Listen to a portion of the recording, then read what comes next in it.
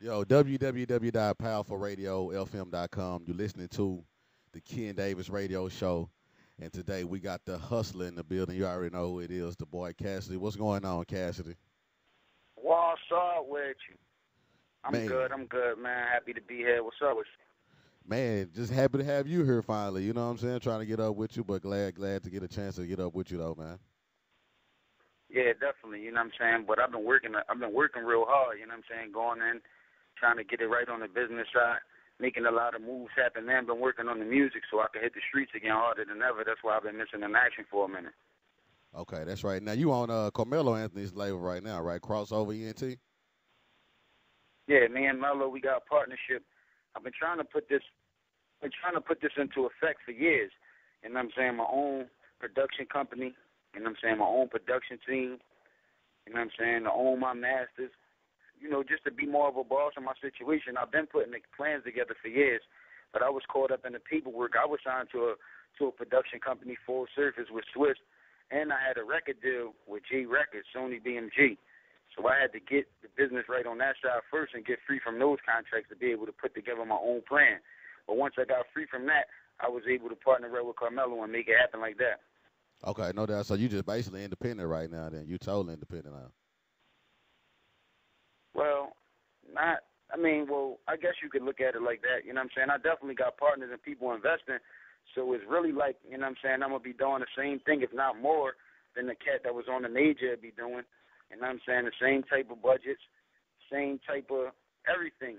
But it's just, you know what I'm saying, on the back end, you know what I'm saying, when it comes to like the back end money, publishing money, when it come to owning the masters, when it comes to A&Rs and executive producers and things like that, you know what I'm saying?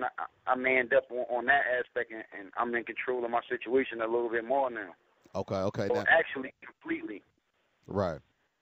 Now I remember I heard like on one of your songs you were saying So how we you still got major distribution. It's not like we're going to put it in the stores ourselves, you know what I'm saying? We still got major distribution, but just from the ground up, you know what I'm saying? I'm doing it with Carmelo in my own situation opposed to being with somebody else's situation, you know what I'm saying? Nah, I'm with you. I got you. So as far as the album, when is the album coming out? When you looking to prepare to put the album out? Yeah, we don't got an exact date set yet, but I expect it to come, before the year out. You know what I'm saying? I just released a single a couple days ago. You know what I'm saying, to a couple DJs. I ain't fully released it, but you know what I'm saying, I gave it to a couple DJs to get it off the ground. You know what I'm saying? It's been going real crazy. The streets is really feeling it, and it's a good response. So depending on how fast the single blow and depending on how fast I get back on the scene, determine when the album come, you know what I'm saying?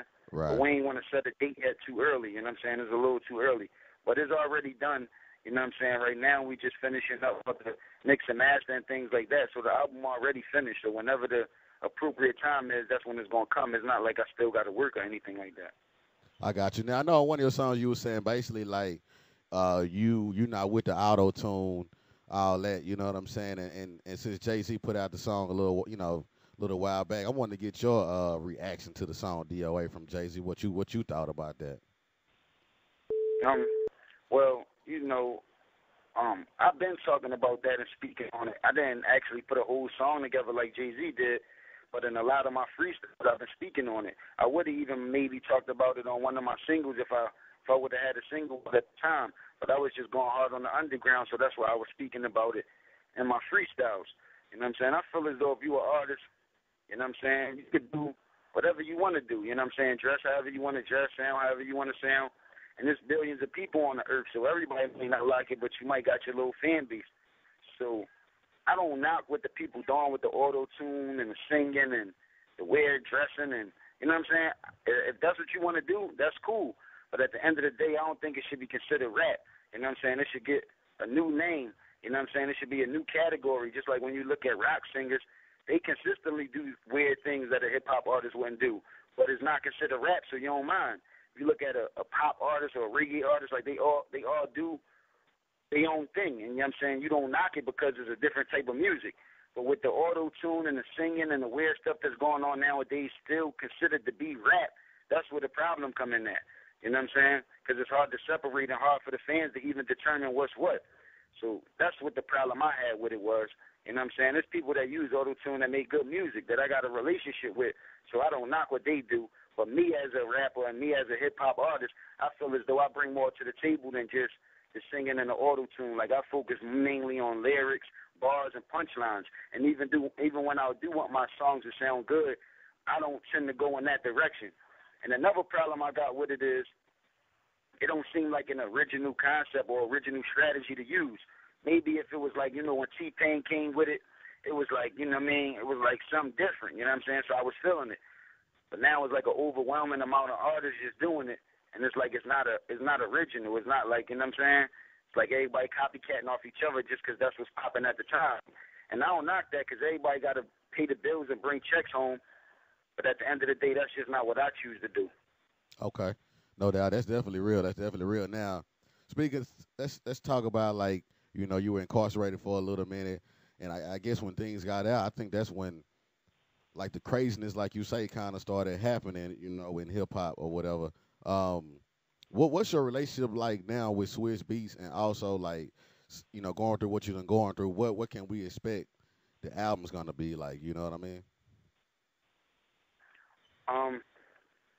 You asked me what was my relationship with Swiss Beats like? Yeah, right. What is that relationship? Yeah, I came in the game when I was 17 with Swiss. You know what I'm saying? I've been in the industry, you know what I'm saying, for a long time with Swiss.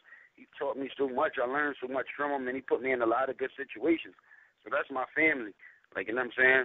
Even if we communicate every day or we only communicate once a year, it's still going to be the same type of relationship when we do communicate. So, that's my family. I got nothing but love for Swiss.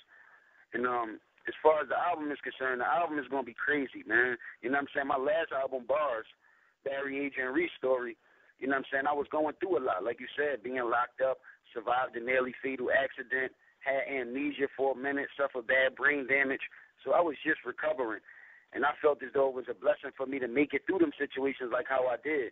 So that's what I wanted to let the world know, the reason why I made it through them situations and who I give thanks to. And that's what I was focusing on, not really trying to make the biggest record at the time or get on the radio the most or win the most awards or try to sell the most records. That wasn't my intentions at the time when I put together my last album. But it's been years and years since those things happened in my life. So, you know what I'm saying? I'm past that, and there's a lot of new things that's happening in my life that I want to talk about. And it's not so depressing. It's not so sad. It's more fun. You know what I'm saying? I'm back to the streets with it. So it'll be similar like my I'm a Hustler album. You remember how I'm a Hustler was? It was up-tempo. Yeah. It was fun, but it was still street. So it's gonna be a blend. I'm going to definitely have records for the females because I love the ladies, and that's what I specialize in, doing records for the. But I got so many different records that I ain't even narrowed it all down yet. I got over 50 records done, and only probably 12 to 14 records could actually make the CD. So I don't even know. I still got to narrow it down, but it's a lot of up-tempo music. It's a lot of good feeling music, and it's not the depressing music no more. All my songs is not talking about my relationship with God. All my songs is not talking about me being locked up or me